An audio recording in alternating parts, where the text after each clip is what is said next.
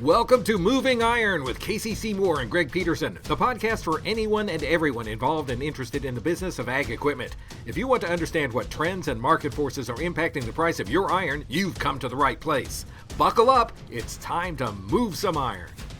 Hello, welcome to Moving Iron Podcast. This edition of Moving Iron Podcast is brought to you by John Deere. Got Greg Machinery and Pete Peterson on to talk about what's happening in the world of auctions and whatnot. Greg, how you doing? I'm doing good. I'm doing good, Casey. How you doing? Good. I'm having trouble talking today. Other than that, I'm doing okay. Well, the reason I said in the world of auctions and whatnot, because there's a lot of whatnot that came out here yesterday. We're recording this on Tuesday, so yeah, we kind of have to talk about that, don't we? You kind of have to. Man. There's been we're moving iron. Been a few things that came out.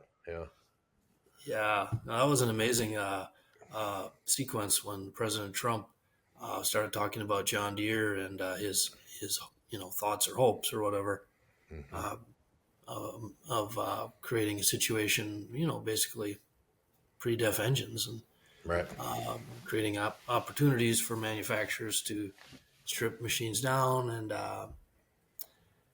I saw the clip I've been traveling and I saw the clip and I couldn't believe it. It was just amazing. I mean, I've been covering auctions for 36 years, Casey, and everywhere I go, especially the last few years, you know how it is, people. I mean, there's chatter, but people have been in my ear forever, like, oh my gosh, if Deere or Case or Ford or whoever, if they could just make a simpler, our favorite model of that boxcar Magnum, that 7120, boy, oh boy. And everyone understands it costs more to make now. But the engine, the emissions, of course, that was, you can't. And what he said, was like, what if you could? And then what would people buy them? What would the new ones cost? Mm-hmm. What would that do to a value of a 2-year-old one? I mean, the ripples. And this is just in our little world of agriculture. My God, what about trucks on the road? Thinking about over-road trucks and everything else that's out there. I mean, that opens a pretty big can of worms. And some of this, some of the stuff, the toothpaste is out too already, right? You can't put it back in there, but you could absolutely go say, hey, tell you what, we're going to do these things. And there's going to be, we talked about this for probably 25, 30 minutes before we started recording. Yeah. And we had a podcast before the podcast, but I mean, as you're working your way through this and you start thinking about, okay, the easy button here is, all right, cool. From the factory, we're going to have a deleted engine and we're going to either leave all the stuff on there so that if regulation changes or something, whatever happens, then you can go back in and make it where you need to be, or take it all off and, do that. I've seen machines come through that are missing the big 55-gallon drum muffler on the front and on the stack and, all that stuff. And, right. And that's not, I think the one came through the dealership that had been deleted and we had to put it back together to get it so we could go out and sell it again. And right. I want to say it cost something like $45,000 to make that happen. Right? I bet. So now if you take that from the factory and you take it off, does it lower the price? 50,000, 100,000, who knows? What it actually does. Right. The technology, the stuff's out there. I've shipped stuff to different countries and have had D-tier kits that you can get, that you take the tier 4 engine down to a tier 2 or 3 or whatever it might be, to send it over places where the fuel is not as good as it is here in the United States, so that it'll actually run and do what it's supposed to. So that stuff's all on the table. It's all out there for it to work. I've heard the same thing too, man. If we could just go back, they should have stopped making adjustments to tractors in the 90s. I've heard that conversation with guys, I don't know how many times. If I had $1 for every time I had a conversation like that, Greg, we wouldn't be talking right now, right? I mean, I'd be I'd have $1 trillion, Casey. I'd have so much money I couldn't, I wouldn't need to be doing anything. But I think the same thing that's being said about those tractors is that it's the simplicity of the nature of the machine where they can, a lot of guys want to do their own work and those kind of things. And that stuff comes into play. Yeah. You start looking at software that you have to download and everything else that comes into that. There's all kinds of moving parts that come into that. I think when you look at this, it's what happens to the stuff that's already out there now? I think that's the big question, right? So now you've got this brand new 2025, 2026, 2027, whatever your model it is, and it comes out of the factory and it's $150,000 less or whatever the number is than what the other machines are. That has an Yeah. effect on the used marketplace, and it's that trickle down that you see coming through is the same thing that's out there. I mean, just like price increases lift up the price of used equipment, right? It might, if there's a 5% price increase, you're not getting 5% down all the way down to the bottom of the trough there on used equipment, but portions of that 5% price increase are applied back to different various things. Closer than you are, the greater that variance is applied back to that machine. But as you work your way through those things, you go drop the price of stuff. That means that there's stuff out there that's going to fall right along with it. Oh, So it would be fascinating. it's kind of it's a damned if you do, damned if you don't scenario in a lot of ways. Well, like I say, I rewatched that clip like 4 times last night, and I was fascinated that he said it the way he said. It was very plain, Yeah. but I'm the guy who's been spent my whole life writing down, compiling prices on what people pay for different things and why. I listen to why. Hey Chuck, why did you pay $150,000 for that 2009 whatever? And what Chuck has told me, and what every farmer, told me, Pete, I like the simpler machines. Mm-hmm. And so, just last week, Big Iron had a John Deere 8210, like a 2000 model, super nice machine, 2,600 hours. I think it was out of Nebraska. 133,250, highest auction price ever. So I get this cascade of proof that farmers, when they find the nicest, older, simpler machines, they pay double, triple premiums for them. And then at the same time, lately, as we go forward here, on the advertising side, whether it's upcoming auction or private items, it used to be kind of behind the shadows when things would be deleted on the engine, but now it's like right up front, like we deleted this. Mm-hmm. And it's like, if you want to get more money for it, I would advertise it the same way at auction. So that's the swirl. When he said that, now again, the logistics are like, oh my God, if you're a manufacturer, your production lines, how are you going to, on the one hand, I think what people in their head are thinking like, oh, if Deere could just build a new 7810, or Case, give me a new 8920. Mm-hmm. And yeah, it's going to cost more. We understand it's 2025 or 2026, but give me that. Now, what would that cost versus what it cost 25 years ago to make it? And then people's chatter about, I would buy it, would they buy it? Don't know. And would the manufacturers, I mean, so they have to judge like, well, okay, President Trump's got 3 years left. Is this just going to boomerang the other way? Can we redo our production lines? I mean, that's the thing. Just a hell of a spot. What do you do?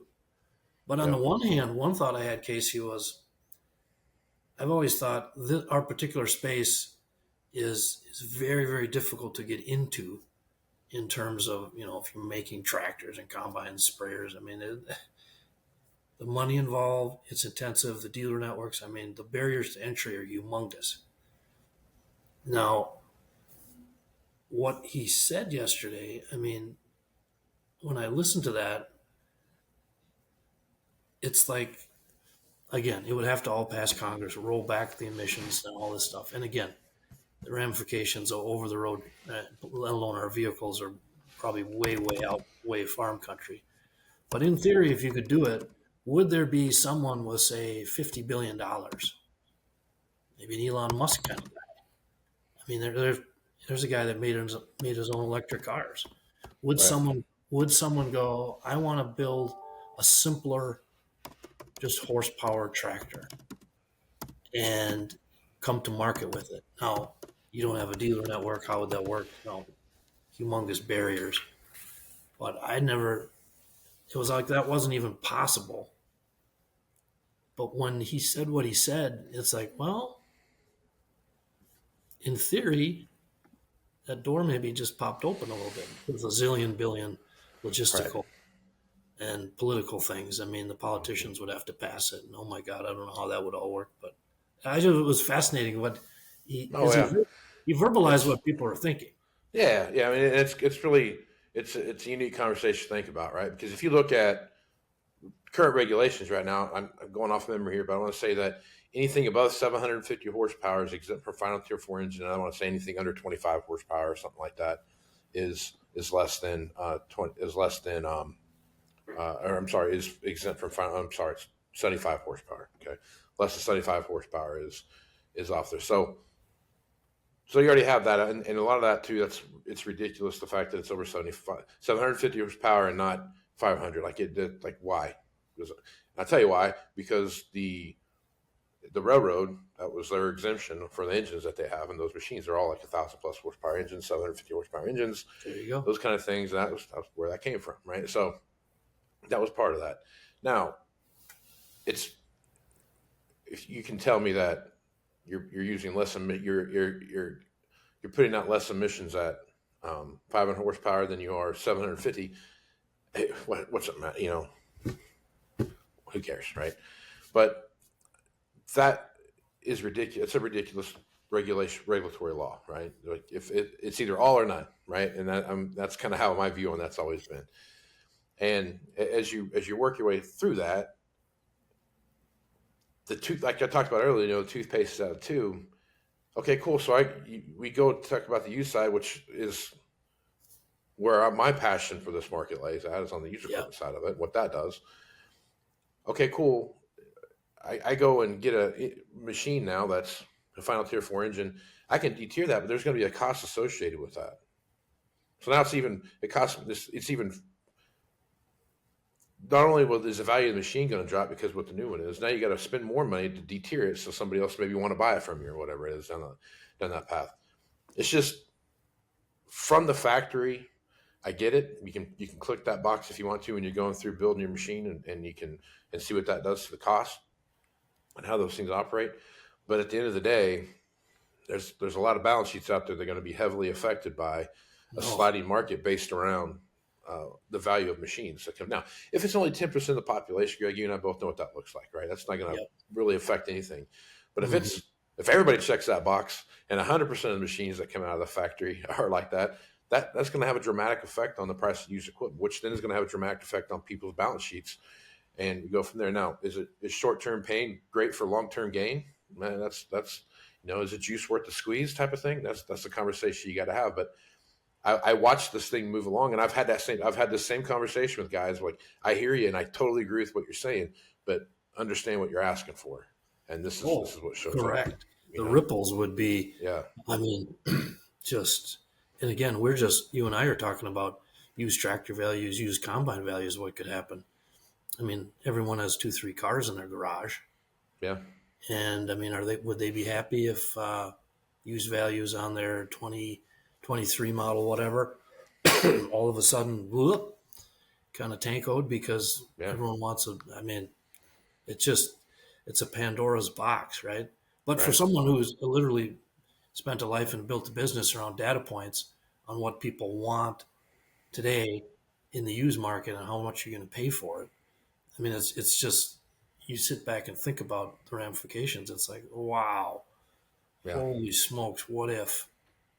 And we know not just President Trump, but obviously politicians forever. You can say things, and that's how. Sometimes it usually takes quite a while for an idea to, and that's how emission engines. For our environment and that argument won the day, and they hmm brought the regulations in, and it was what it was. And you can turn and go the other way, but how long does it take? When I was rewatching that again last night, and it was right or wrong. I mean, he called out John Deere. I mean, he said it multiple times, and I was like, my goodness, that's uh, that's that's that's quite a pinch there. I yeah. mean, any manufacturer, like, oh, They've all done it, right? There's not yeah, one of them that's no, it's and and they're all right. They're all this, you know, it's the same. So it was just a fascinating little exercise. I figured we better talk about it because yeah, when it yeah, comes to machinery, that's what everyone's talking about today. yeah, Anyway, yeah. And if you watch how those things play out, you start looking at the overall kind of spectrum of the machinery, I mean, the only reason it exists is because of as government regulation, right? It's the only reason any of this stuff Yeah. exists is because of that. And it went through there, and then the price of equipment is absurd. It is ridiculously high. And again, that's all based around government regulation, COVID, and shutdowns, and all the other stuff that came with that, which screwed the entire world up. Not just on the equipment side, Right. but trucks, farm pickups, tractors, trailers, Yeah, and I trucks, all mean, the stuff. I mean, it seed and jacked it all chemical, up. they they Everything. they went through the roof, just with not just machinery that went through the roof. So And the thing about that is, Greg, it's like government regulation, right? I've never seen a government repeal a law that they may repeal some stuff, right? But it kind of seems like it all kind of makes its way back in eventually. And it's the same thing with this pricing thing. I mean, are you gonna how do you reduce the price by saying, hey, Mister, whatever, your steel price is too high, so the government's going to tell you to lower your price? well, and I just found it fascinating coming. At least, I mean, trying to find the lines on what different sides of politics are these days have become very interesting. It gets very personal, obviously, but No. uh, you know, generally speaking, farmers, I mean, they're open market people who want to compete. That's what farmers do. They compete. We'll make a Yeah. great product, and we want to compete on the world stage. So you're right. With any kind of uh, government force dictating price, it's so weird because it goes against like what's inside us. But Yep. the costs are so high. Farmers are so pinched at every turn, and and again in this whole mix, and everyone's tired, and it was just very plainly spoken, and Right. he said it, and it was like, wow, that's where maybe it goes nowhere. Maybe action coalesces. Well, it'll be fascinating to see. But holy smokes, uh, yeah. I mean, I can't even imagine what the different ripples like you were bringing up, what that could be Yeah. for in every direction.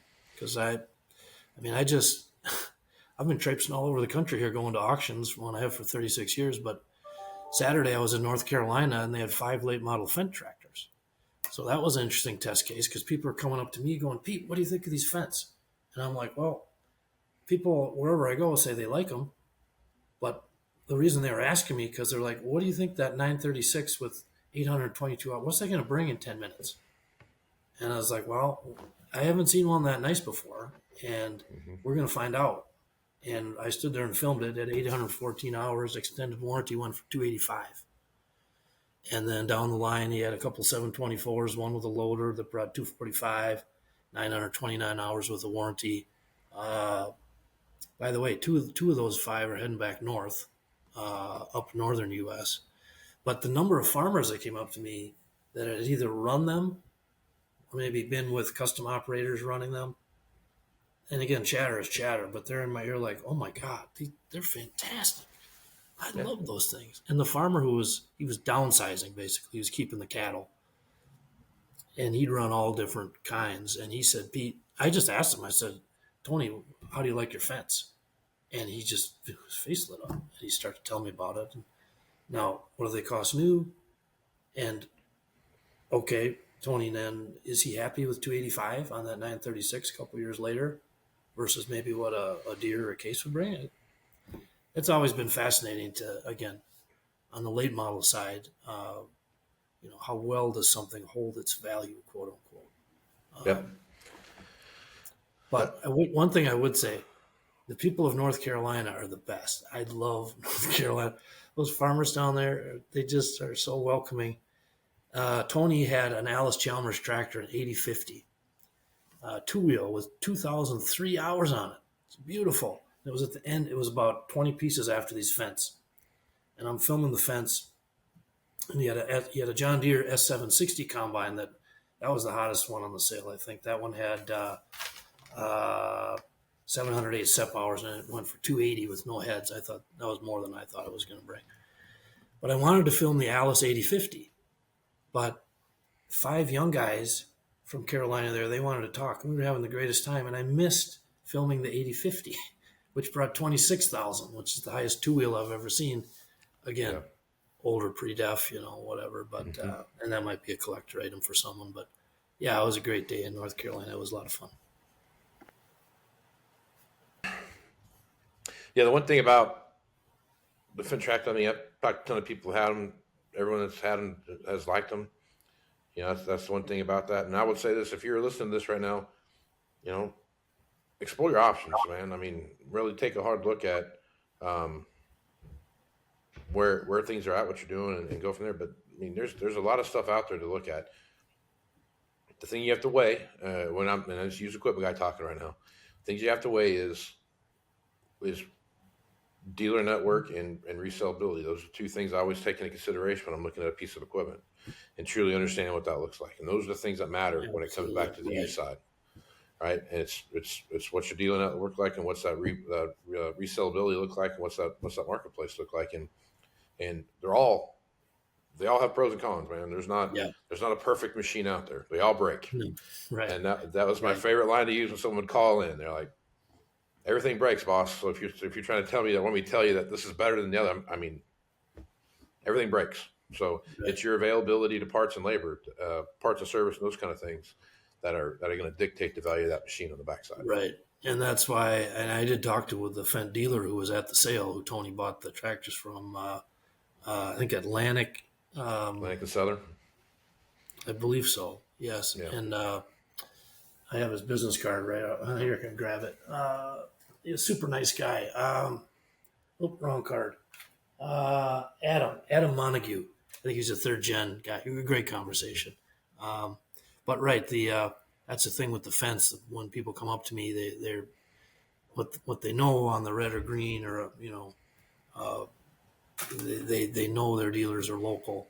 And with Fendt, I mean, easy for me to say, but if they could increase their dealer network, put it this way: I was on a press call a number of years ago on a product release for Fendt, and I was just a fly on the wall listening. But the other reporters on the call, when it opened up, the number one question they asked is, "Are you growing your dealer network?" And I smiled because I was like, well, that's the right question. Now, again, super difficult to do that. But yeah, you put something up for sale, there's a lot that goes behind why people pay what they pay or don't pay. Yeah, and one thing too about the Fendt side of it, a lot of those guys, they are coming from a cat background, right? So where they have a lot of mobile service and those kind of things, and construction things, right. A lot of mobile services, and you're starting to see more and more of that on the traditional John Deere and Case side, where there get to be more and more of those things. And the conversation I used to have with friends of mine all the time were, how many dealerships do you really need to have, right? Do you got to have one every 30 miles? If you have mobile service and those kind of things, then maybe you don't need to have all that. But because ultimately, at the end of the day, my joke a lot of time was like, there's a lot of farmers out there that have nicer shops than we do. So let's do the work in their shop. And they don't. I mean, so those are the kind of conversations that you're having. And again, that kind of goes back to the dealer network side of it. Is just because I've got a location, I might have 10 service trucks running out of that one location. You know what I mean? So it's like it's a whole different scenario when you start talking about those things. And I think on the one hand, it's interesting. I think what you were talking about there, Casey, we could circle it back because, again, people, whether to whatever level it's in jest or whatever, but people, when I'm out visiting over the years, are like, man, Pete, I tell you what, if Deere could just build a new 4455, Case build that new boxcar, and and then think about it on the dealer side as the contraction has happened. Farmers, we understand why, but they're like, well, I don't, I used to have 5 dealers here locally. I could, and they understand why the manufacturers have done what they've done, contracted. But, as we're remembering what was as we hurtle forward at 100 million miles an hour. And as humans, we verbalize, I like the way it used to be. But sometimes it's very rare when you can reach behind you and pull forward and say, okay, here, I just built you a new 7810. Now it's going to cost, and we were, that half-hour conversation we had before we started recording, we were trying to, and you're as sharp as anybody on that. And then it's like, dang, would people really pay that for a new, quote unquote, well, it would be a brand new 7810 with a older engine in it or a Magnum. The chatter wise, they tell me they would out at auctions. But when it comes to writing the check, would they do it? Mm-hmm. And as we're hurtling forward, um, it's a fascinating what if question. We'll probably never have an answer to it, but what President Trump said the other day, I was like, oh, maybe. Oh yeah, maybe. Yeah, you're going to see it. I think the easy way to kind of measure that a little bit was take the 4455 you're talking about, and get a complete reman, get a complete new transmission, get the whole deal, all new everything, all wiring, everything brand new again, right? And that would basically be what it would cost to do the same thing at the factory, right? But the bigger hurdle to overcome at the factory is the retooling part of that, right? And all the stuff they have to do to come back in and do that. Now, I wanted to do this a long time, but I could never figure out how to make it work because it just, and what really triggered, I went to Ukraine back before the war 4 or 5 times, and 3 or 4 times, I guess.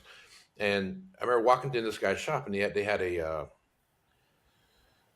it's a 50 series combine. I don't remember, 9750 or something like that. I can't remember what it was, but they had it all the way torn down to just the frame. The rotor was out, cab was off, the whole thing. It was a frame, and they were repainting the frame and going back through this. And it was the 3rd time that they'd done that with that particular combine. Right. And they put all brand new parts in there. And I'm like, holy crap, how much does that cost to do that? And he goes, well, it's a lot different here than it is in the United States. We can basically, the guy was telling me, like, our labor costs here are about $200 US a month to have that guy work here. And I'm like, well, okay. We're trying to figure out how to get that pipeline from like, that's a no-brainer because because of the shop thing. And right. I'm not going to sit here and say that the shop rates are out of control because they have people in there that are working hard every day. They're well-trained people that can do some very, very good stuff. And dealers have to compete for that talent to get those folks. I mean, it's really hard to keep those people, those talented people. Right. So if you take that 9750 or whatever it was, and you can put a whole new rotor in it and every little this, that, and the other thing, grommets and everything else that go in that, I can't even begin to tell you what that's probably $250,000 in just parts, right? Right. And then you got the labor associated to do that with that. So now let's just say the labor is another $150,000 to do that. So now you're sitting at $400,000, right? But even there, you're at 400, and what's the new one cost? Well, that's exactly right. So a new Class 7 combine, which that's what that is, would be probably $650-ish, something like that would be my guess off the top of my head. You just triangulated the other side of it. The people that I see when I'm out at auction, or an extreme example, people remember this story. You can find it on YouTube, but this was back in 2012. A friend of mine in New York, Kevin, Kevin, with Will Run Farms. He's the guy that would go around and collect and buy all the super low hour. Yep. And Kevin, I apologize if you're watching. I'm old and I forget last names. I can remember auction prices. But anyway, Kevin bought a 4455 with 3 hours on it in 1994 using the DTN system before the internet. He found it through his dealer. It was a doctor in Michigan had a couple kids, just never used it on his farm. Kevin bought it for $58,000 in 94, brought it home to his barn in New York. He'd been hearing the stories about, growing up and his grandpa, the 4020s going up in value, the 4440s. So he's like, I'm going to take that truth and I'm going to make money at it. So he bought this 4455, 58,000, put it in his shed. 2012, so it's 18 years later, he advertises it for sale. And I'm winging it here, but I think it was like 155. Mm-hmm. And a buyer from Mexico bought it. And what made people sad about the story was when the buyer talked to Kevin about, shipping it to Mexico, Kevin was like, well, can we put it in bubble wrap for you? I mean, and they're like, no, we don't care. We're going to pound on it. It's just, I'm going to give that to he goes, we can rip that thing apart 100 times and rebuild it. So we thought that's the nicest one we'll ever find. We'll buy it. We'll run it Yep. for like a bazillion hours. And that part of the story made the U.S. ag audience super sad, actually, because they're like, "That's a piece of our history with 3 hours on it, and you're just going to pound on it." But the guy in Mexico was just looking at straight business. Right. So I can, my guys, my crew is my crew, and they can hammer on this thing, and this thing's bulletproof, and we can run it forever and rebuild it. Yep. So it's fascinating. It all depends on how you look at it, I guess. Right. Yeah. And I mean, you take away, you go back through and you strip out half of the electronics out of these machines and the sensors and this other thing. A great example I had the same conversation with a guy probably 5 years ago, 3 years ago, something like that. We were talking about the longevity of machines and how they're not there anymore. And I used to run a tractor for 10,000 hours and yada, yada, yada. And I said, I'm sure you used to run them for 10,000 hours, but they broke during that time, during that Yeah. 10,000 hours, right? I go, but the biggest difference today is go get a Ziploc bag, throw your laptop in there. And I was being facetious when I said this. Throw your laptop in there. Now drag that laptop through the field behind your tractor next time you're planting or whatever, and then open up your laptop and tell me how well it works. He goes, well, it's just full of dust. I go, exactly. You're taking a very fine-tuned technological machine and running it through the dirtiest, dustiest place you could possibly come up with. And granted, they got sealed boxes and sealed all this kind of stuff, but again, that stuff fails, right? And Yeah. it's just stuff happens, and the tools that are designed to make that stuff work so you can work on it are, there's a ton of specialty tools out there, right? And Right. I can tell you, growing up, we worked on my truck that I drove through every possible place I shouldn't have drove it through every weekend and tore the heck out of it. And we did all our own work, right? And we had a few little special tools here and there. Well, my son's got a 2006 Ford pickup. That's 20 years old, and it's not like working on my 1985 Chevy pickup that I had in high school, right? Totally different animal, and Right. it's again, I cuss it every time I'm working on it with him, because it's like, you got to stand on your head or undo a motor mount or something stupid like that to do the simplest things that you could just. Back then, I could sit in the engine compartment and work on whatever I wanted to work on, Right. So things have changed, and go back from there. I will tell you this: I would have a hard time trading my 2024 Chevy pickup for a 1985 everyday driver Chevy pickup, and the things that go with that, because you get used to the little stupid things that you get used to, right? Right. And you get stuff pops up, and I had along those lines, Casey. This was about a year ago. I posted a picture. As I move through and do stuff, I found this picture of like a '70s pickup. I think it was an advertising piece from Chevy, and the bench seat. And I was like, oh man, things were easier in the bench seat days. And I just posted that, kind of just tongue in cheek, Yep. and people start commenting on it like, oh man, I love, like you said, I love my 1980, square body. I love this. I love that. But then some people started commenting like, I don't know if I want to drive to Omaha on a bench seat. Right, exactly. That's exactly right. It's a different animal, right? You get used to, 7-position seating where you can get that seat just the way you want it, Hey, and I'm an old Minnesotan. If I can't heat my seat and my steering wheel, wow, we got something to talk about. Yeah, that's exactly right. I think it's human. Like that. I think we just solved all this, Casey. As humans, we like to we talk about what was, and we're just being human. I liked my 1982 pickup. I liked my 4440. But we're hurtling forward this way a zillion miles an hour. And so, again, manufacturers of whether it's trucks or tractors or whatever, always had a super difficult job to give you the tool you need, at a price point that, as the market will bear. And we're just living in very interesting times right now.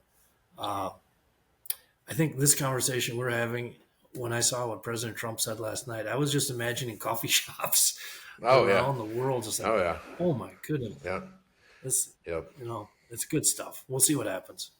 For sure. Yeah. Well, good place to stop there, Greg. Like my grandpa, before he passed away, he was born in the late 1920s, and he, I remember him saying, like, he goes, when I hear people talk about the good old days, he goes, the good old days are today. Try shaving your face with a straight razor and tell me how much you like those stupid big razors you like to complain about so much. I'm like, good point, Grandpa. Good point.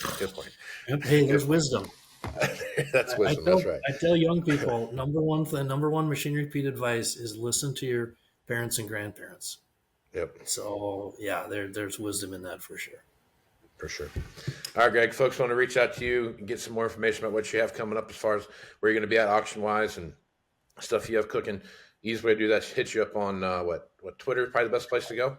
Twitter, message there. If you're not on Twitter, just go to our website, machinerepeat.com. Our phone number and emails on the bottom. Send a note. I will, Casey, be in Markville, Indiana on Friday, the 12th, covering an auction by our good friends Jeff Boone Realty and Auction. They got a low-houred 420 Steiger with a PTO, 1,058 hours. Now, again, here's the interesting thing. Jeff and I were talking about the sale, and he goes, Pete, there's one other tractor I got to tell you about. And I'm like, okay. 1991 white 195. Okay, so you don't see many of those. Mechanical front. Yeah. 9,900 hours. Looks nice. But Jeff tells me, Pete, when we went out to take the pictures of this thing for the auction, this family was so connected to their tractor that before we took it away to bring it to the auction yard in Markville, the whole family came out for one last family picture by the white 195. And my whole deal is I wanted Jeff to say that because, yes, you're just buying a 195 on the auction on Friday, but you're buying a 195 that was a piece of the heart of a farm in central Indiana, and they loved that tractor and they cared for it. And I know what other 195s have brought with those hours. We'll see what the one brings on Friday that was cared for like that. So it'll be a fun day. Yeah, for sure. For sure. All right, Greg. Well, good talking to you. We'll talk again next week. All right, sounds great, Casey. Have a good one. All right, stay tuned for Moving Iron podcast after these messages. Looking for more accuracy, more productivity from your current planter? Let's get exact with precision upgrades from John Deere. Start with Exact Emerge and get accurate singulation and spacing at 10 miles per hour. Or choose Exact Shot to promote early root growth and cut fertilizer costs. And with Furrow Vision, save time by verifying seed depth right from your cab. Visit johndeere.com/planner upgrades and see why nothing runs like a Deere. All right, welcome back to Moving Iron Podcast Markets. I've got Sean Hackett with Hackett Financial out of Boca Raton, Florida on to talk about what's happening in the market. Sean, how you doing this morning? I'm doing great. We're in the chilly 60s here, trying to bear down. Do you have a falling lizard warning out there right now? Falling lizard warnings. Kind of briskness? Yeah, falling squirrel warnings, falling everything. It's out of control. And you Sean. can go alligator down there. Yeah. There you go. Because water does freeze in Florida around 60 degrees. It's a little different than the rest of the world. Congeals. It's Florida. Yeah, congeal. Congeals. There like you go. it's All like right. a jelly. It's like salt lake, you just kind of float. Yeah, for sure. Yeah, I feel sorry for you guys down there. Yeah, it's rough. Well, I was in Saskatoon, Saskatchewan last week speaking at a conference, and It's a good week to go there. -10 with stiff 30-mile-an-hour breeze. And then I was in Toronto, which was a balmy -2. Yep. And then I brought out the shorts and the sandals. In Chicago, it was only 5. And then settled into Davenport, Iowa, and it was really, I was getting the suntan lotion. That was 8 degrees. So Yeah, it was. You've been talking about this for a while, coming into what this weather pattern would look like coming into winter. As you see how these things are kind of coming out, you've talked about this could be a top 5, top 10 cold winter. And this over Thanksgiving breakout in Painel, Nebraska was one of the coldest ones that I can remember for a while. It wasn't like killer cold by any means, but it was, we were talking about 20-degree weather and some snow and some single digits overnight, which if you contrast that to what it was just 4 days before that, it was in the 50s. So these wide swings in weather patterns that we're talking about, that you've been talking about, are kind of starting to show up here a little bit, especially as you look into what this week looks like in the northern states. You're starting to see some big Arctic weather move in. yeah, Yeah, I mean, we've had a polar vortex disruption from a sudden stratospheric warming event, one of the earliest ever seen. Actually occurred in November. We only had a couple of other times that we've had November sudden stratospheric warming over the Arctic, which then sets the instability in the polar vortex, which then sets the upper airflow pattern to direct this Arctic air down into where people live. And it's a center east focused weather pattern. Not, the West is going to be on the warm side actually, and it has been actually on the warm side. If you look at California and Colorado and the Southwest, they've been on the warmer side. And so there's going to be waves of cold. We'll get a brief warming up like we will later in the Christmas week, and then another wave of cold. We're going to keep getting these bands of cold coming in as this polar vortex continues to be unstable. And I think I actually believe we'll get another sudden stratospheric warming event. Usually when you get an early one, you get another one typically later on in January. So we'll be on the lookout for a secondary one that then elongates the winter into March, maybe even to April. So I think we're going to see, this is not the last. And another big thing is that we're seeing a lot of snow starting to fall. Really, some significant snow. In some places, record-setting snowfall. And that's going to be the pattern. Last year was cold and dry, top 10 cold. This one's going to be top 5 cold. It's going to be cold and snowy. And I think we could be looking at one of the highest snowpacks in the center northern grain belt as we head into March. 2019 was the last time I think we're going to see a snowpack similar to this. And you know what that means. Spring thaw, snow melt, rivers flood, those areas that are the ground that's near those areas. You're going to have a lot of acres that are not going to get planted in those lower lying regions.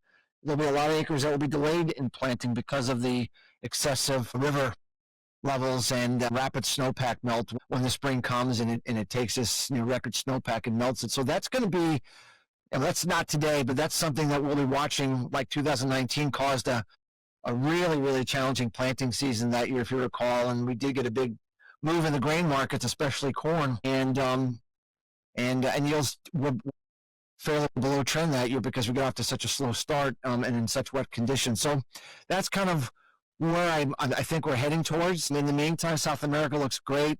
I think a significant soybean crop's on the way for Brazil. Supplies will be coming in March. And so it's really important to get China to buy as much soybeans from us by February. And I think that's what actually Besson said yesterday, the day before. They expect all its purchase to occur by February. And I wonder why it's February, because it's going to be hard for them to buy soybeans in March with a big soybean crop harvesting from Brazil. Well, whatever upside there is in soybeans coming from Chinese purchases, if we haven't already seen the full upside,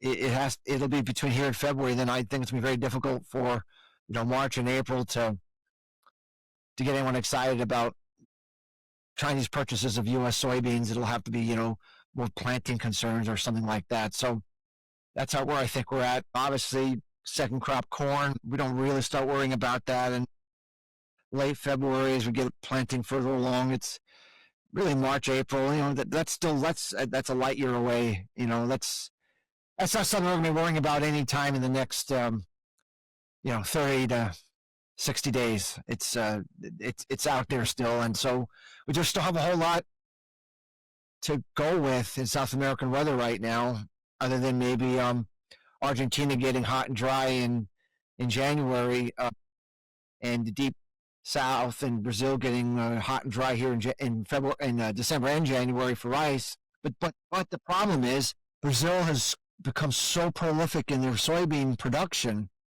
that now Argentina production as a percent of Brazilian production is small. And so it begs the question, does it even matter? Everything matters, but it's like if Brazil has 180 million metric ton soybean crop and Argentina is producing a 50 million soybean crop, and let's say their crop's off 20%, which would be significant, 10. Right. Well, 180 to 170, it's like it matters a little, but does it matter that much? The answer is no, it doesn't. So I almost feel Argentina for soybeans doesn't. Yeah, you could get a little bit of a rally, maybe a week, a little. I just don't see how you get a big a big weather related rally. Shoot, a few years ago, we had the 1 in 100 year drought. We got a modest rally out of it.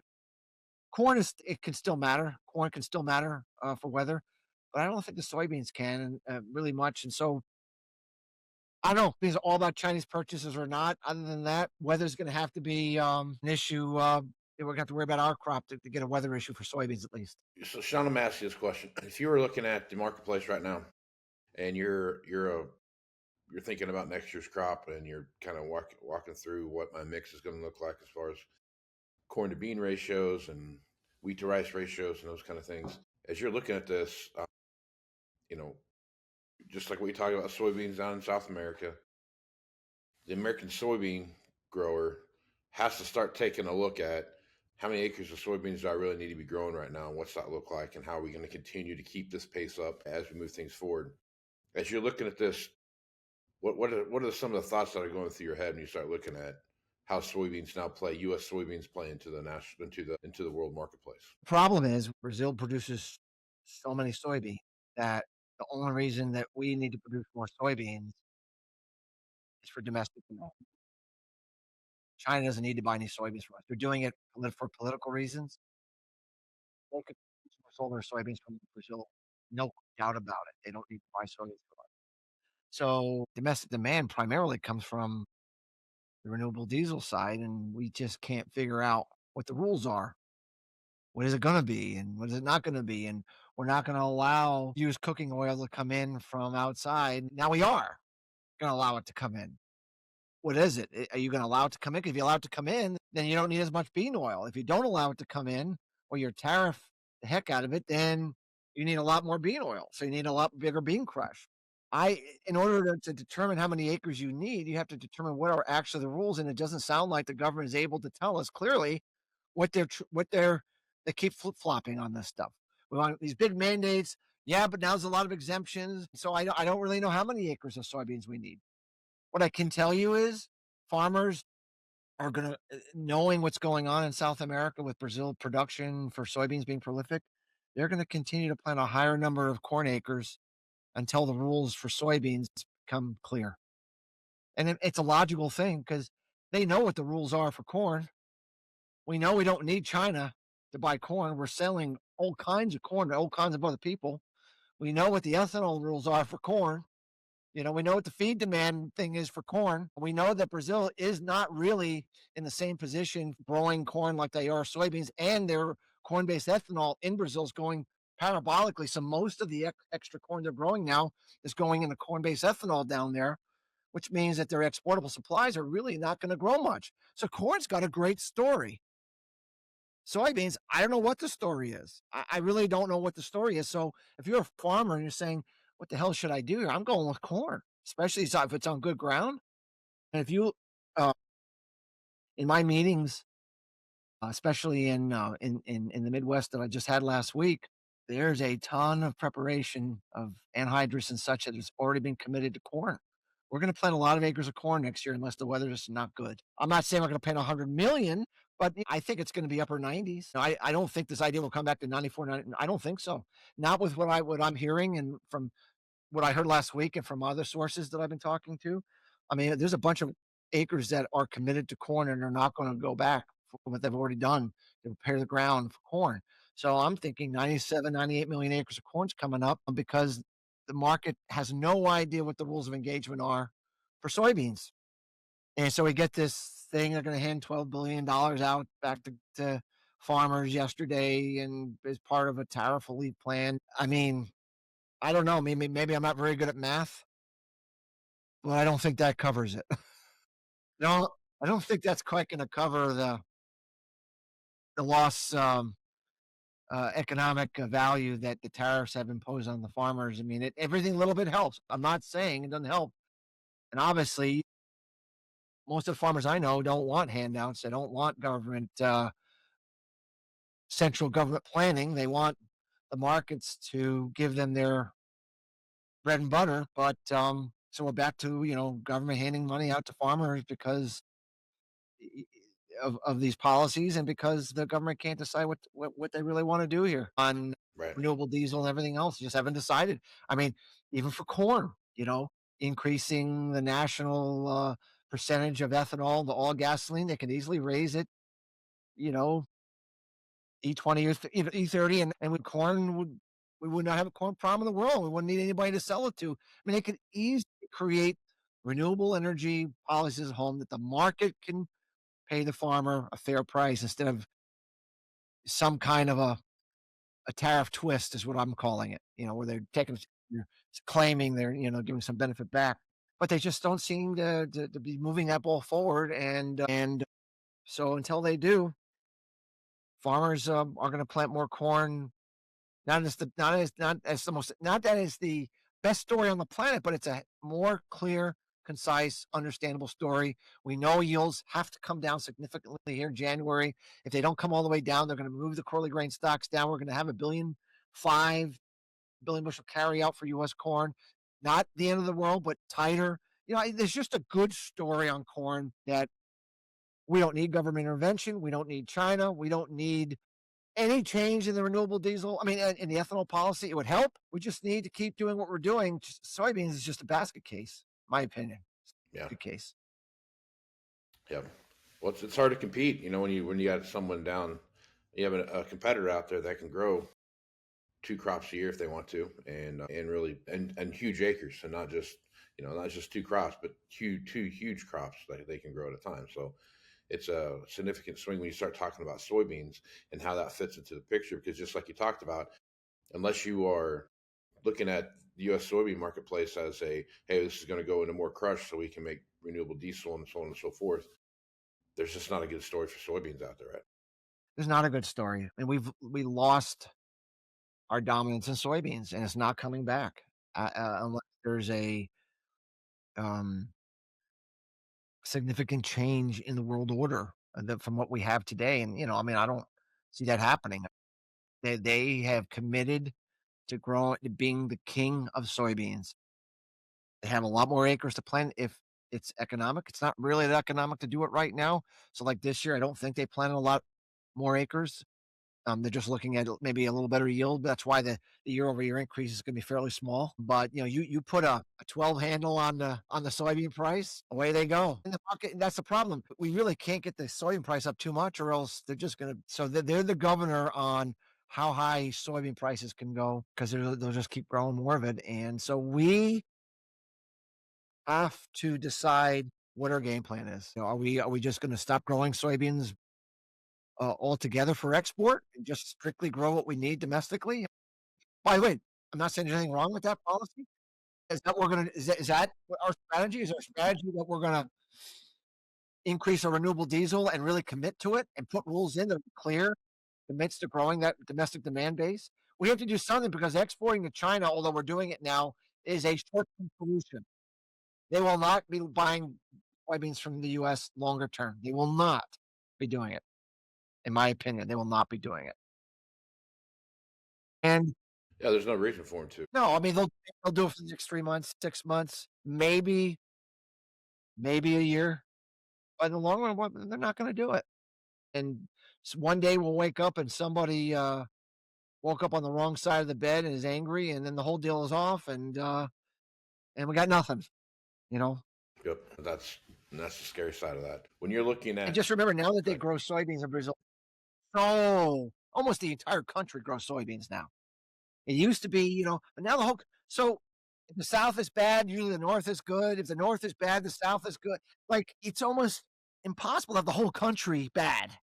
I mean, it's such a massive country that to say that the whole country is going to have bad weather at the same time. I mean, I'm not saying it can't happen, but the chances of it happening to create a major crop problem is very, very remote. Yeah, you can have a yeah, problem in the South, and they can have some issues, and you could take a few, metric tons off the top. But I mean, to have like a crop down 30%, it's almost impossible to happen because it's the whole country would have to be in an abject drought or massive flooding or something crazy. And highly unlikely that's going to happen, that you're going to get that kind of a broad weather of planted area and say we're going to have enough, shoot the corn, the corn area for us that matters. It's this little square, you know, right, I mean, yeah, you, take that, multiply by 50, and that's what you're looking at for Brazil, Right.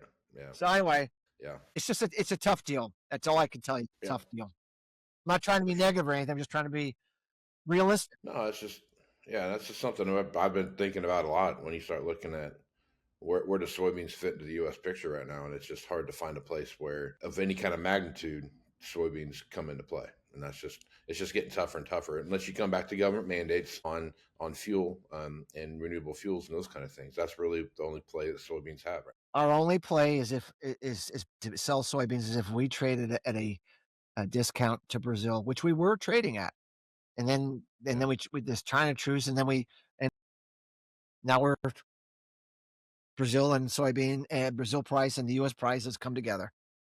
Mm-hmm. So yeah, I mean, if we traded a discount, someone will buy our soybeans. Economics say you would buy one as long as there's no tariffs. Someone will buy a cheaper soybean from the U.S. Absolutely, but it's going to only be because we're cheap relative to Brazil, and that usually means it's not an attractive price. Usually, we're not going to be able to sell a soybeans when the price is 12 and 13 or 14. We're going to be able to sell it when it's 10 or it's 9.5 or it's 9. Right. Which is fine, but that's not really what we're trying to export a high price, and that's just not the way it'll work. Right. It's below cost of production, and that's when you start looking at that. With why do it, right? Why do it all? All right, Sean. Good place to stop there. Folks want to reach out to you, get more information about what you're doing over at Hackett Financial. What's the best way to do that? Website is Hackett, Hackett advisors.com. We have a Twitter page at Feverdeck11. We also have a LinkedIn page. Once in a while, we'll put some interviews out there or some tidbits about our weather work and cycle. How we look at forecasting different markets, and viewership might find some interest going to those places on top of watching, obviously, your great show that I'm privileged to be on. Well, Sean, I love having you on here, man. Look forward to having you next time. All right, stay tuned for more Moving Iron podcasts after these messages. Well, there they are, mocking you. See you next year, loser. That weedy area that's got you thinking, man, I hate that spot. Wish I'd sprayed better. Get the last laugh with a sprayer upgrade from John Deere. Precision upgrades that can increase your sprayer's performance, like Exact Apply, advanced nozzles to give you more control at more speeds. It's just one of the many precision upgrades you'll find at johndeere.com. Now, let's see who's laughing. All right, welcome back to Moving Iron Podcast. Got Aaron Fennell back on to talk about what's happening in the equipment space. Aaron, how you doing today? Greetings from the high plains. It is very. Since you're not here today, I'm not there today. Not there today. I'm Kansas he's City, over there in river country. That's right. Yeah. The weather here is not much different than the weather back in the Panhandle. It's just a little more. Air's just a tad bit heavier. That's 30 sure feels a lot different. It does. There's a big difference in the way 30 feels. That's for damn sure. Wendy was in Lincoln last weekend, and she's like, "It's 40 and I'm dying." I'm like, "Welcome to the east side." Yeah, it's dynamic. You think the humidity sucks in the summer? No. The winter is when it gets you. Yeah, it's just so much colder. Right to your marrow. Cold is just cold. Yeah. all the way in. It's biting. It's a biting cold. Biting cold. Biting cold. All right. Yeah. All right. End of the year here, we always like to do something where we kind of go back and take a look at where we're at and then kind of set the table for what we see moving forward. What we're going to do today. So I like to follow. So you're saying the plates at the table? The plates at the table. That's right. Yeah. we have a way to take a look at what's going on in the marketplace, trend lines, start seeing stuff develop, where we're at, and those kind of things. And the one thing about the marketplace right now, Aaron, is that if you take a look at, because of lack of new being sold, that has a direct impact on the amount of used being out in the marketplace. And if you look at these things roll through, you start seeing some trend lines develop. And one of the trend lines we're seeing develop now is, you know what? There's hardly any 1-year-old stuff out there. There's a bunch of 2- and 3-year-old stuff. And then you start really get down into that 3- to 5-year-old stuff. There's even a bigger chunk of that, which is very reminiscent of what we saw coming out of the last big upturn that we saw, which was 2012, 13, 14. those slug of machines just were there, never went away. And we continue to see that same drive through the marketplace. And we're developing that same trend line now. So I guess, Aaron. But just for the audience, what you're calling a 1-year-old today is a 25. Correct. Right. Okay. Right. Yep. Yeah. 25-year-old stuff right now. 2025 stuff right now is 1-year-old. That's in my shed. That's right. And another thing too, I guess, as a preference for people watching this, is that in the dealer space, all the deals that were made during order writing period with that trade coming in, those trades, what you see out there right now for 2025 stuff isn't going to change a whole lot, simply because those things are being advertised as soon as those deals are struck. Yes. And so that stuff's out there. So you're seeing 2025 model stuff, and it's been like this for every year that, I don't know, the last probably 10 or 15 years that I've been doing this. As soon as those deals have been struck, those machines are out there ready to go, and they're for sale. More than likely, if you wanted to buy a machine that was there that's being advertised, you're going to be able to buy it. There's no one's going to say, well, it's not in yet, but the farmer's going to come take it off my books. Love you. It'd be great. The only one that you really have trouble with that is on a planter, because most guys are like, if I get my planter, you can have mine. Oh, yeah. That's kind of, there's not a whole lot of. When I'm done planting, you can have my trade in. There's not a lot of guys going to roll the dice on, I'll see if my planter comes in or not on time. Yeah.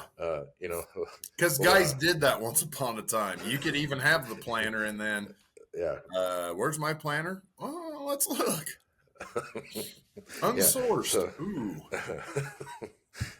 So that's planter's about the only one that you're going to be able to do. But looking at the market right now, if you're looking at 300 horsepower tractors, 175 to 299, 100, so on and so forth, 100 to 174, combines, sprayers, those kind of things, whatever's out there right now for 1-year-old stuff, that's pretty much the marketplace. It might change a little bit here and there, but it's not going to be a dynamic, like, oh my, there's 700 machines out there now. There's going to be 2,100 in 6 months. It's not like that. It's not going to be. No, it might be plus or minus 10% type of thing that you might see. If that, I would say 5 at the most, just because we know that most of any 25 model purchases was, for the most part, regardless of color, regardless of location, very, very, very little of that was a onesie twosie. Yeah. That was all on the I trade every year, structured deals, that kind of stuff, multi-unit. So it's listed. That's it. Yeah. This is what's there. You'll have the off chance where dealers ordered a couple things stock, maybe, but even that is way, way down just because of so much used sitting on the lot. They don't want to carry new either, so you're going to have an item or two here and there that shows up that's not there December 1st, but for the by far for the bulk of any 25 models, the hay's in the barn. So here we are. Right. Exactly. All right. So what I want to do today is I just want to bring up some stuff that I've been looking at and just kind of walk through what I think's happening and where I think things are heading, and how this will affect what you start looking at as far as what machines are going to be what, and where the value proposition, for lack of a better term, is going to start falling into. Go through that. So, Aaron, you do this every day, so we'll kind of walk through what you see happening as well from a real life scenario, what you see people asking for. I'm going to share my screen real quick here, and we will jump in here and talk about what's going on with this marketplace. All right. So if you take a look at what's here, this is a spreadsheet I put together. It's just a few things I've been looking at. So if you go out and look at the 1-year-old stuff, so I've got 300 plus right here. That's 300 plus horsepower tractors, 175 to 299 horsepower tractors, 100 to 174 horsepower tractors, combine sprayers, and planters across the top. And I wanted to break out. I had it broke into 1 to 2 year old machines, 3 to 5, 6 to 10, and 10 plus. And that's usually the year buckets. When I'm looking at inventory, that's kind of how I look at it, right? But I wanted to break out the 1-year-old from the 2-year-old just so you can kind of get a feel for the dynamics that are there. The 3 to 5 year old stuff, if you break out the 3-year-old stuff and then just look at where the 4 and 5-year-old stuff's at, the biggest chunk of these numbers that you see here is actually in that 4-year-old stuff, which makes sense because that would have been that's 2022, 2021, 2022, in that time frame when there was a big move in the marketplace, right? So when did you see a lot of the stuff hit the marketplace? It was in 2023, but that the It surge was 22 model. It was all 2022 model stuff and basically half of the 21 model stuff, just because of how things were getting delivered during that time frame. Right. And they showed up with the 22s. They showed up 22s, that's right. And there's a 23 model stuff that came in there as well, but there wasn't as much 23 stuff in that mix just because of there was some pullback a little bit. Oh yeah, yeah. The reins were already tugging. Right. So I'm looking at this. When I look at this, I see a similar pattern to what we saw coming out of 12, 13, 14. And a lot of that has to do with what you see right here in the 3 to 5-year-old stuff. That pattern across the board, it's not like one unit, one group of machines or something else where there's not a big slug of 3 to 5-year-old stuff. Because if you look here, that's where it's all at, right? Right. 300 horsepower tractors, you have almost twice as many 3 to 5-year-old stuff as you do 1 to 2-year-old stuff. And then you have, again, a little over twice as much, 3 times. You're all the way across the board from the 3 and 5-year-old and the 2-year-old. 3 and 5 is double all the way across the board. All the way across the board. So at least double. Yep. So the interesting thing that you'll see happen here in this 1-year-old stuff is like when you go to 26 order writing period, you're not going to see a big slug of new machines ordered in 26 for 27 deliveries. So the 2026 model stuff that you see out there and those kind of things that are coming through the marketplace aren't going to have this huge. So again, the 1-year-old stuff that is coming through this next order writing period, when this 1-year-old stuff now is quote unquote 2-year-old stuff, you're going to start seeing this number, the 703, 307, 796. It's going to be the same, if not maybe a little bit smaller. So that front end stuff on this 1-year-old, 2-year-old stuff that you see coming, there's not going to be as much of it out there for people to go get after. Right. Which it's going to have a different value proposition when you start looking at how those things hold up. Well, my fear is when you start looking at this 3 to 5-year-old stuff, even if you sit back and really say, hey, you know what, I'm gonna go out and try to look what's there. The value of that machine, just because there's so many supply and demand, those kind of things that come into play, it's going to have a similar look and feel to the same stuff we saw in that 12, 13, 14 model time frame that we saw in that 2017, 18, 19 time frame. Yeah. And those machines were 3 to 5 years old at that point, and how those machines were playing into that. And it was just it was very, very much a commodity at that point, right? I mean, yeah, a 12 model in 15, and I would even say combines, it was the 12 model. Tractors, it was the 11. Right. Which was both of those, keep in mind, both of those were the first year of a new series. Correct. So you had the timing of first year of new series, and with the combine, it was a whole new combine. Right. At least the cab, and a bunch. It was, there was a lot changed, not like 6 to 7. Yep. From the 9770 to the S670, there was a lot of change. Yep. So the tractor's not much, but you still that's when you had the addition of the filter in the John Deere world. So you look at that with what you're saying with look at a 12 combine in 2015. Correct. Yeah. The easiest description I can give you that we thought as a dealer was a 12. Yeah. And they were branded like that until like a couple years ago. Right. They spent a decade as, oh my God, a 12 S series combine. Want nothing to do with it.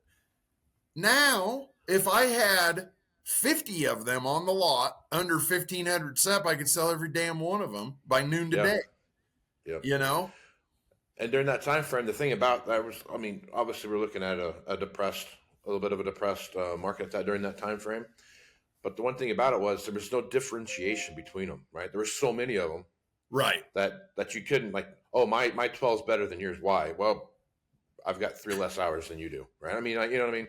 It was very the difference in between these machines, and to be honest with you, the specs during that time frame, that was really when you saw the normalization of specs across a wider Right. spectrum of machines. Yes, right? that's when within that first, well, those what we used to call the trouble machines, the 12 through 14, that's where the world learned how to spec a combine. Right.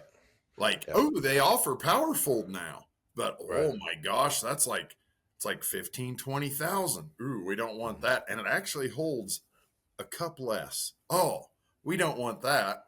Okay. Yeah. Trade ins. Hey, we got all these nice combines. Well, they don't have power fold.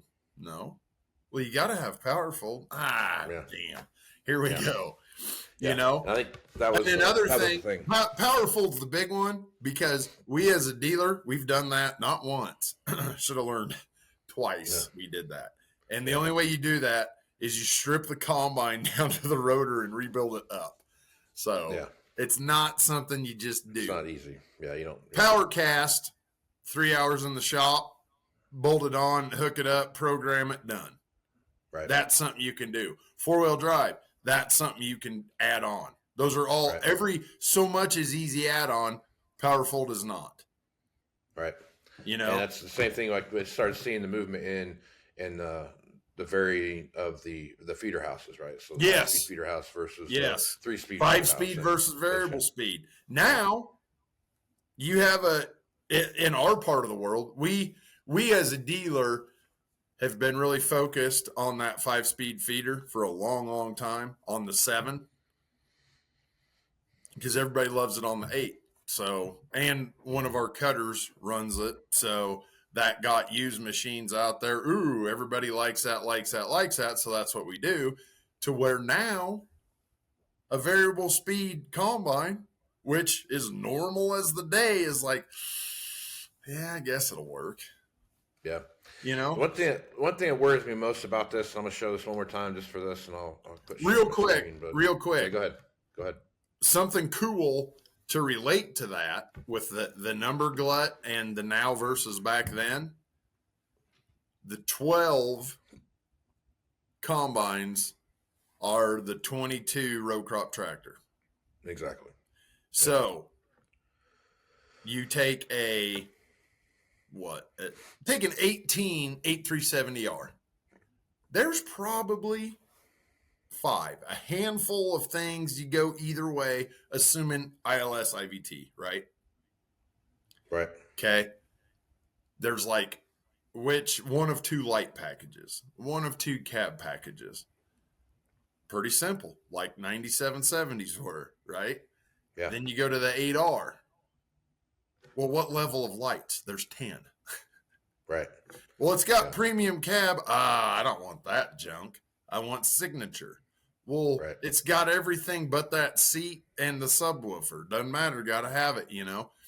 There's so many variances of the 8R tractor today that for my take, as far as the industry norm, I thought signature would be absolute must have. You're not going to sell a tractor if it doesn't have it. And I'm completely wrong. Yeah, it's great. It's cool, but you'll sell tractors all day long without it. Yeah. If you're in the market, you know, that's just what it comes down to. So I think not to that point, Casey, just because there's the combine specs had a lot to do with where you're at, your location. Okay. Correct. Yeah. Out here, never need 4-wheel drive. We don't even need power fold. We got no trees. It doesn't rain. We just soon have 1,000 bushel funnel on top. There's barely bridges. Right. Yeah.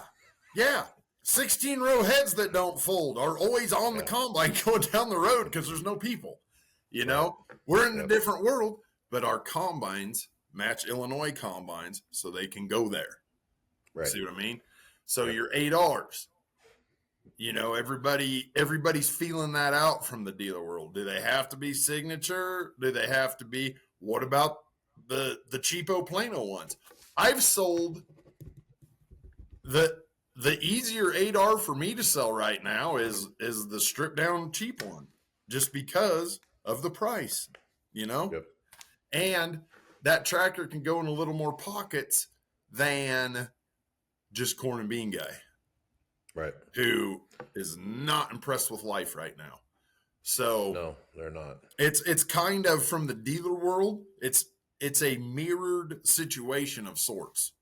Even down to how do we navigate out of here moving forward? Yep. One thing about this that I want to bring up and show while we're talking about this, and some concern that I have, is that when you look at this 1-year-old, 2-year-old stuff and how it falls into the mix, typically what you see happen is at the top of the machine funnel, right? When you're talking about year ranges and what's in the marketplace, when you're talking about that, typically the 1 to 2-year-old stuff this time of the year, moving into the first quarter, is and it tends to grow because of deliveries and whatnot. But as you're looking at the stuff come in, typically this 1 to 2-year-old stuff is at the top of the funnel. That's where the most of your equipment lies. And then as you go down through the year ranges, that kind of slims in, right? Well, it's not like that right now. And it's only going to it's inverted, right? So that you've got the least amount of supply at the top of the food chain and the most amount of supply at the bottom of the food chain. And that's going to continue. I think that's going to have a huge problem when you start looking at the marketplace and how those things play out, is that it's going to drive the price of those other machines, that those older machines, they're going to get cheaper just because of where they're at. As far as, again, same thing we saw coming out of in 12, 13, 14 model machines that we went through the 20 teens time frame. This exact same thing we're going to see happen there, where those machines becomes very much a commodity. The problem that we see right now is, you saw those numbers. There's a lot of everything and everything. Yeah. And that's going to continue to be there, except for at the top, which is actually a really good thing, because you want to keep feeding that, right? Those numbers will keep trickling down. So there's those 300 plus horsepower tractors, there's whatever it was, 700 machines or whatever it was. Those same 700 machines are going to work their way through that, all the way down to those cycles throughout the rest, through time, and work their way through that. But in the past, we would see like 2,500 of those and not 700 of those.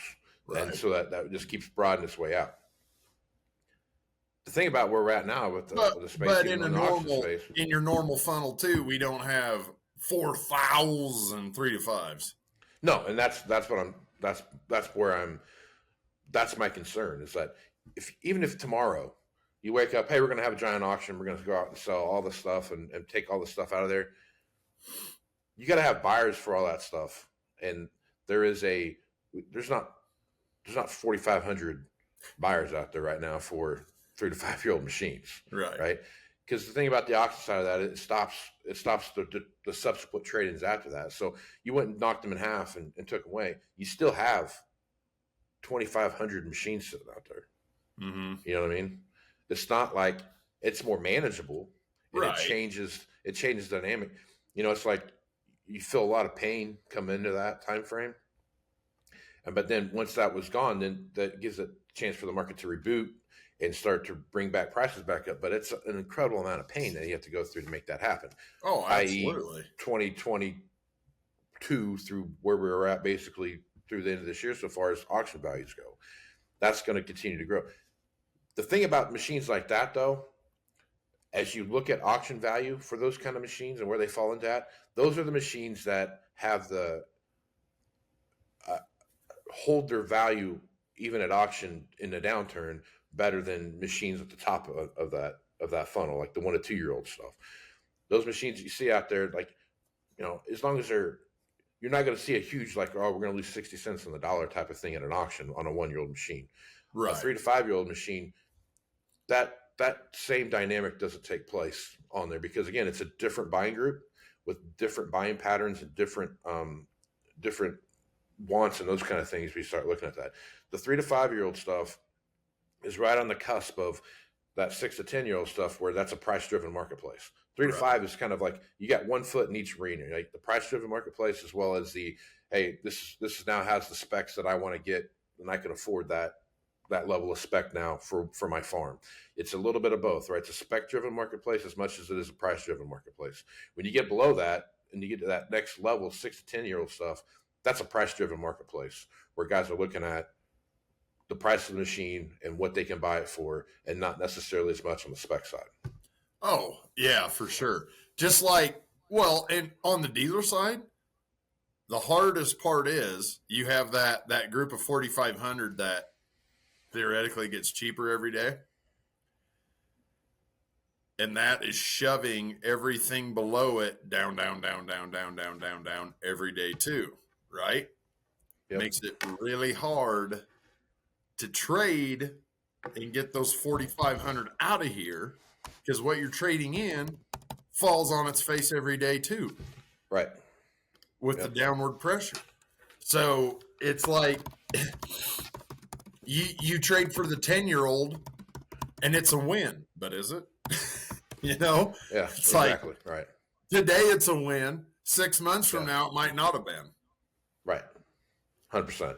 And so as I look back on this, what I see happen for 2026, I see the top end of the funnel. I'm not saying it's like some super premium that, oh my God, we're going to see 40% increase in price. I'm not saying that at all. What I'm saying is that not 2020. Prices, what we're seeing right now is that the solidification of that pricing structure that we see right now on that 1 to 2 year old stuff, especially 1 year old stuff. Yeah. If you're in the market for that, one, it's a finite model of machines that, if you go look at there's 700 machines out there right now, 300 plus horsepower tractors, all makes, all models, right? Yep. And you take the number of dealerships across their dealership locations. That means like every 5th dealership has a 1 year old 300 plus horsepower tractor, right? And you got to think about that. 300 plus horsepower tractors, everything from if you're talking about a John Deere tractor, or that's a Steiger 310 to a 640 to an 830. 830. That's a wide spectrum.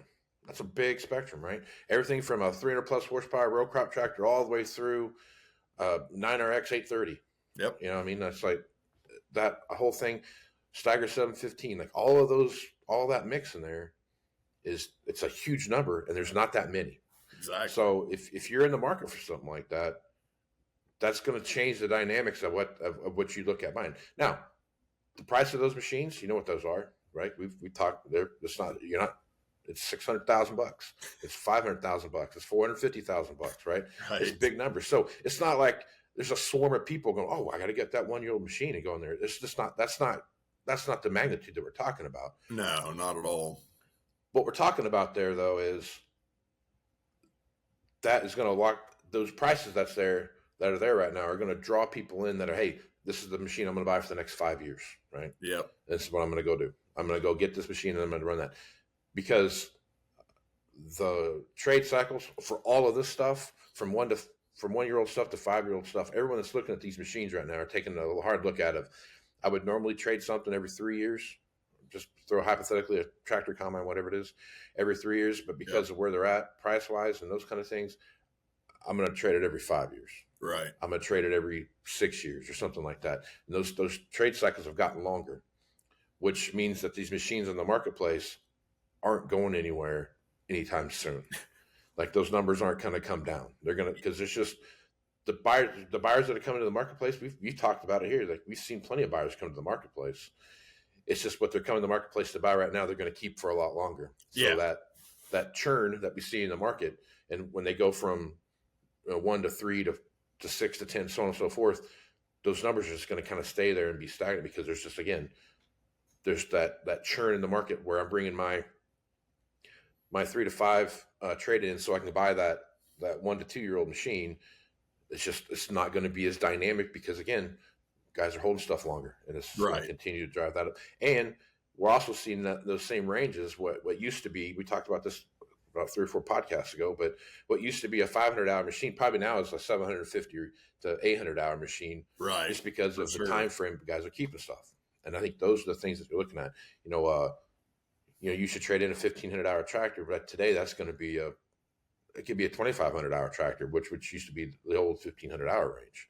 Oh, it is. Those things all make a big difference now when you start looking at how those machines fit into that. So, changing market, dynamic market.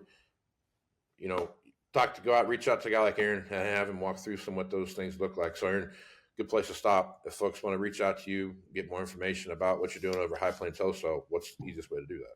Well, I tell you what, High Plains Wholesale has a Facebook page and a TikTok account. Have video specials on there. You can catch me on Twitter or X by my name, Aaron Fintel. Also on Facebook, LinkedIn. Call me or text me, 308-760-1193. Right on, man. Aaron, I always appreciate you being on the podcast. Love having you on, talking about this kind of stuff. We talk about this kind of stuff like for an hour before we hit record, so there's probably more information that we probably could have done that beforehand. Nerd alert. That's exactly right. Exactly right. So I appreciate you being on the podcast, man. Really enjoy having you on here. Got Greg Machinery, Pete Peterson on here. Thank him for being on as well. Also, Sean Hackett talking about what's happening in the marketplace. Appreciate you guys being on there. A lot of stuff happening right now in the marketplace. Dynamic changes in the marketplace. It's different than we've seen in the past. So it's a great time to do a lot of research and study what you see happening. If you want to see the video version of this, check out Farm Journal's YouTube channel. Check that out there. You want to see the audio version of it, go over to AgWeb, and you can see, I guess you can listen to the audio version over there. But all those things come into play. A lot of good information out there, what's happening in this machinery space, which is going to hinge greatly upon what's happening in the market across the board. So can't thank everyone enough for being on the podcast. So with that, I'm Casey Seymour. Let's move smart, folks. Out.